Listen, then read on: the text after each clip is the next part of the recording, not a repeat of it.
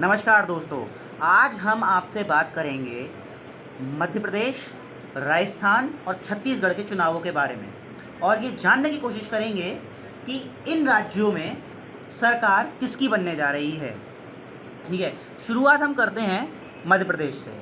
यहाँ पर इस समय मध्य प्रदेश में भाजपा की सरकार, चोरी की गई सरकार है क्योंकि सरकार तो कांग्रेस की बनी थी और कमलनाथ मुख्यमंत्री भी बने थे, लेकिन सिंधिया की बगावत के बावजूद की वजह से आपको पता ही है कि कैसे जो है वो सत्ता का परिवर्तन हो गया और शिवराज की सरकार वहाँ पर वापस से बन गई। दोस्तों, यही सबसे बड़ी दिक्कत की बात है क्योंकि पहले से ही आपको पता है कि मध्य प्रदेश के अंदर बहुत सारे लोग शिवराज सिंह चौहान से खुश नहीं हैं। जैसे कि आपने देखा होगा कई गुटों में भाजपा वहाँ पर बटी हुई है। उनमें से एक है नरोत्तम मिश्रा, जो कि अभी गृह मंत्री भी हैं, वहाँ के होम मिनिस्टर मध्य प्रदेश के, ठीक है, जो होम अफेयर संभालते हैं। इन दोनों के बीच में दो फाड़ थे। हालांकि कहा गया कि मुख्यमंत्री शिवराज सिंह को ही बनाएंगे और आप इनको जो है वो बना दिया जाएगा होम मिनिस्टर, पर अभी तक बात वहाँ पे सिलटी हुई नहीं है क्योंकि नरोत्तम मिश्रा हमेशा लगातार शिवराज सिंह के खिलाफ बयान तो नहीं दिए, लेकिन एक वो है कि जो है उनको मुख्यमंत्री बनना है। अब दूसरी चीज़ यहाँ पर ये आ जाती है कि जो लोग सिंधिया जिनके साथ गए, क्योंकि सिंधिया गए थे कई सारे विधायकों के साथ, अब उन विधायकों को, सिंधिया के जो समर्थक विधायक थे, उनको दी गई जगह जो है बीजेपी के अंदर, उनको मंत्री पद दिए गए। तो इससे जो भाजपा के जो लोग थे वो नाराज हो गए क्योंकि उनका मंत्री पद चला गया। तो इस कारण से बीजेपी में वहां पर बहुत ही ज्यादा असंतोष है। बहुत गुटों में बीजेपी बटी हुई है और सिंधिया के खिलाफ खुद बीजेपी के ही लोग नारेबाजी कर रहे हैं क्योंकि किसी को भी सिंधिया का बीजेपी में आना पसंद नहीं आ रहा। पहली चीज।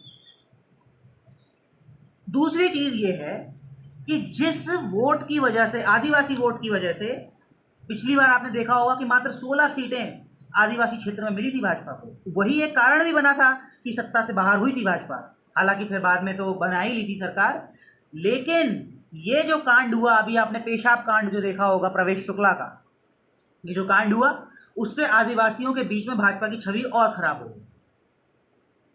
और राहुल गांधी जो लगातार ये कह रहे हैं कि ये आदिवासी हैं, वनवासी नहीं, क्योंकि वनवासी उनको जबरदस्ती बीजेपी बनाना चाहती है। वो ये चाहती है कि उनको वन में रहने दो, और राहुल गांधी कहते हैं कि आप आदिवासी हैं, माने आप इस देश पर, आपका संसाधनों पर आपका सबसे पहला अधिकार है। ये राहुल गांधी कहते हैं।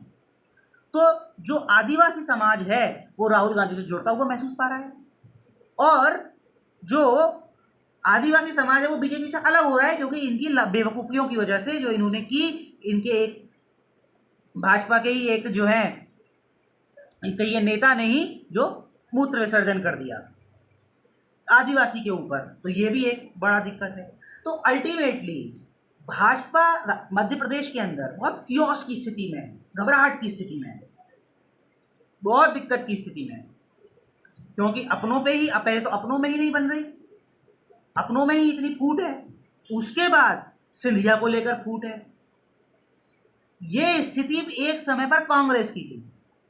कहां पर दिग्विजय सिंह भी थे, कमलनाथ भी थे, सिंधिया भी थे, कई सारे गुटों में कांग्रेस बटी हुई थी। लेकिन अब आपने देखा होगा कि मध्य प्रदेश में सिंधिया चले गए तो ये काम खत्म ही हो गया।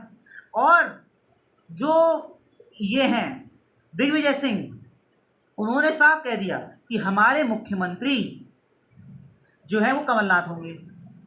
दिग्विजय सिंह ने साफ कह दिया टिकटों का वितरण कौन करेगा, वो कमलनाथ करेंगे, हर काम अब कमलनाथ ही करेंगे। तो वहां पर एक तरीके से अब जो कांग्रेस जो बिखरी हुई थी, कई खेमों में बटी हुई थी, दिग्विजय सिंह की और कमलनाथ की, सिंधिया की, सिंधिया अलग ही हो गए।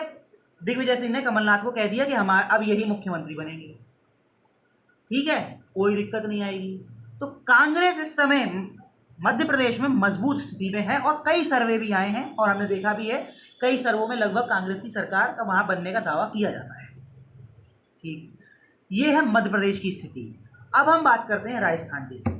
राजस्थान में अगर पायलट, सचिन पायलट और अशोक गहलोत के बीच में सुलझा लिया जाता है मामला, जो कि सुलझा भी लिया गया है, तो कोई दिक्कत नहीं होगी, वहाँ पर कांग्रेस की सरकार वापस से रिपीट हो जाए। आपको पता होगा कि 2-3 ही मामले हैं जहाँ पर राजस्थान की सरकार दिक्कत में थी। एक तो अशोक गहलोत और सचिन पायलट के बीच का विवाद, और दूसरी बात था कि ये जो पेपर लीक हो रहा था। दोनों ही मामलों पर राजस्थान में बना दी गई बात। क्यों? क्योंकि सचिन पायलट की जो दिक्कतें थी, जो सचिन पायलट को ऐसा लगता था कि उनके साथ ठीक नहीं हुआ, उनको मनाया नहीं जा रहा। राजस्थान में कांग्रेस हाईकमान ने सचिन पायलट को भी अपने साथ मिला के रखा, और जो पेपर लीक पर था उस पर यह हो गया कि अब जो है उस पर 3 साल की उम्र कैद की सजा होगी। तो जो दो बहुत बड़े मुद्दे थे, सचिन पायलट, अशोक गहलोत, और क्योंकि एक साल में 3-3 पेपर लीक हो गए थे, उसको भी अब साध लिया। ऊपर से अशोक गहलोत ने लगातार कई जो है अच्छे काम कर दिए। तो कांग्रेस वहाँ पर भी अच्छी मजबूत स्थिति में है, लेकिन बीजेपी में भी वहाँ पर फाड़ है। वसुंधरा राजे, अगर आप देखो ना, तो अब वसुंधरा राजे को बड़ी मुश्किल है कि कैसे हटाया जाए। फिर गजेंद्र सिंह शेखावत, वो भी सोचते हैं कि मैं भी मुख्यमंत्री बन जाऊं या मेरा समर्थक कोई व्यक्ति बन जाए। तो इस तरीके से अगर हम देखें तो भाजपा में भी कई हद तक, अगर आप देखें तो भाजपा में भी कई हद तक बगावत है। कई सारे धड़ जो हैं वो बटे हुए हैं राजस्थान के अंदर। अब हम चलते हैं छत्तीसगढ़ में। छत्तीसगढ़ में पहले रमन सिंह की सरकार हुआ करती थी। 15 साल तक भाइयों रमन सिंह की सरकार थी छत्तीसगढ़ में, तूती बोला करती थी, कोई हटा नहीं पा रहा था। और एक झटके में जो है सत्ता का परिवर्तन होता है 2018 के अंदर, और कांग्रेस की सरकार वहाँ बनती है और बहुत अच्छे से चलती है। पर एक ही दिक्कत थी, टीएस देव सिंह, लेकिन अब कांग्रेस ने उनको भी अपने साथ ले लिया। रमन सिंह लगभग खत्म हो गए। कांग्रेस को 2 बड़े नेता मिल गए। एक तो भूपेश बघेल, वो तो डूइंग वेरी गुड, बहुत ही बढ़िया काम कर रहे हैं। और एक तरीके से छत्तीसगढ़ में तो इट इज़ क्लियर कि मतलब उनको कोई हरा ही नहीं पाएगा कांग्रेस को। It is very clear. एक ही ऐसा राज्य है जिसमें लगता है कि बिल्कुल किसी भी तरीके से कांग्रेस हार नहीं सकती, वो है छत्तीसगढ़।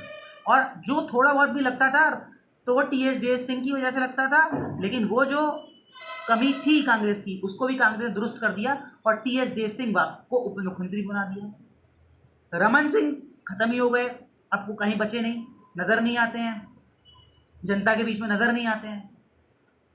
तो अल्टीमेटली अब बात ये है कि तीनों राज्यों में कांग्रेस बहुत मजबूत स्थिति में है। और कोई बहुत, अगर अब दिक्कत यहाँ पर यह आई कि चुनाव जो होंगे वो नवंबर में होंगे और G20 लगभग अक्टूबर के आसपास हो जाएगा। तो G20 कितना एक असर डालेगा इन चुनावों के ऊपर, ये भी देखने वाली बात है, क्योंकि ये G20 के बाद ही होंगे चुनावी वाले जो राज्य के चुनाव होंगे, उससे पहले तो होंगे नहीं।